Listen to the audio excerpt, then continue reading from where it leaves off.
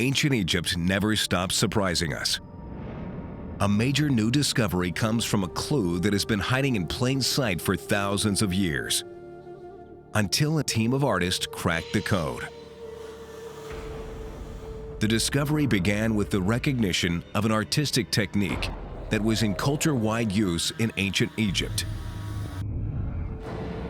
It is similar to the surrealist technique of double exposure, also known as gestalt switch, which involves composing familiar shapes in a way that creates a double image, or a meta-picture, as popularized by the surrealist painter Salvador Dali. In ancient Egypt, this technique allowed sophisticated biological diagrams to be woven into the bas-reliefs, statuary, and architecture of the temples. But it wasn't a simple biology lesson. The hidden visual message had a specific focus on the biological components that play a role in consciousness.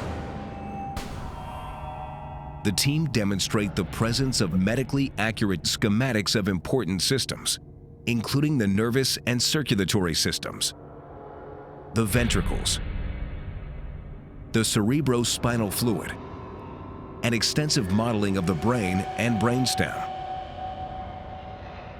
Once discovered in ancient Egypt, this double exposure technique could be traced to a surprising number of other ancient cultures.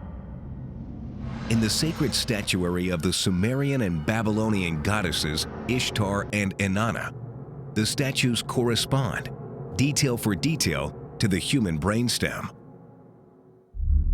Researcher Brad Clausen made an important initial discovery, noticing some key shapes that closely mirrored one another, one in a medical model of the human brainstem, and the other in the decorative ram sphinx statues at Luxor and Karnak temples in Egypt.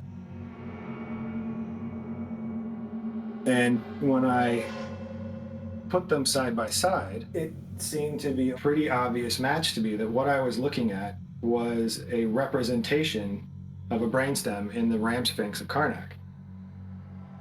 When you look at other renderings of brainstems, you could get this sort of generic composition where you have this tubular leg shape, you have a torso, you have a face, and you have sort of a hat. And the more I started looking at this, the more I started to realize that this is exactly the same as in Gerard David's painting of the Transfiguration of Christ, that there is a figure that is representing the brainstem, that's holding up the brainstem.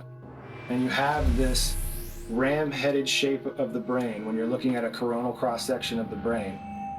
It has sort of a ram-like look to it. You kind of have these horns on the side that are similar to the horns of the ram.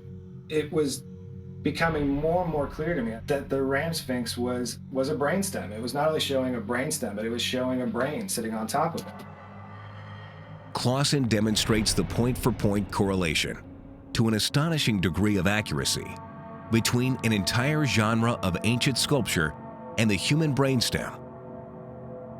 The mystery deepened even further when the same technique was observed in the oldest example of human artwork yet found, the Venus of Willendorf, estimated to be roughly 30,000 years old.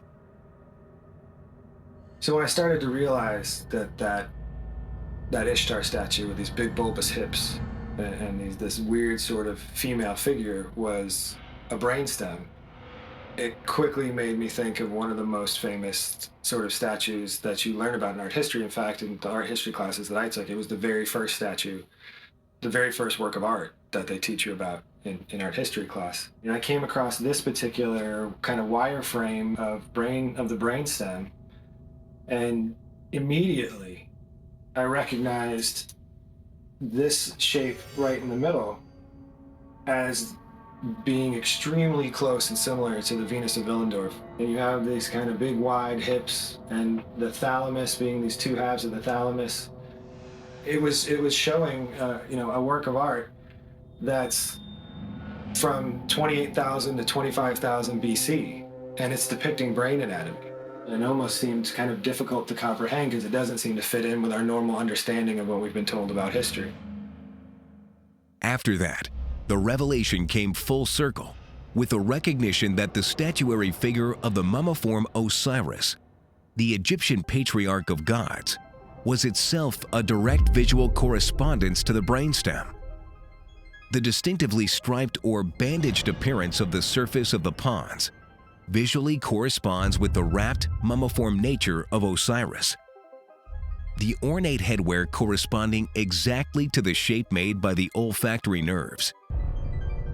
As in the other examples, the fused legs, the symbolic posture of the crossed arms, the correspondence of the face and eyes, the exact match of the uræus snake, and the distinct shape of the headwear, all are carefully chosen to serve double duty as an accurate model of the corresponding brain architecture.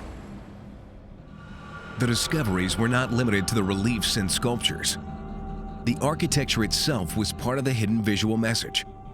The same technique of correspondence and the use of a hidden template transformed the ancient temples into living diagrams, in every case drawing attention to the specific centers of the brain that are central to consciousness. This technique was not limited to ancient Egypt. This practice links the blueprints of the Egyptian temples with the temple symbolism of Sumer and Babylonia, as well as Hindu, Buddhist, and ancient Mesoamerican temple building traditions. This new discovery brings to light the possibility that we've been grossly underestimating our distant ancestors, and perhaps fundamentally misunderstanding the nature of these ancient communications. Is this a religious message, or is it a scientific time capsule? The remarkable series of discoveries is presented in the new documentary series, Magical Egypt Series 2. For more details, to view the documentary series, to interview members of the research team, or to download an electronic press kit, go to www.magicalegypt.com.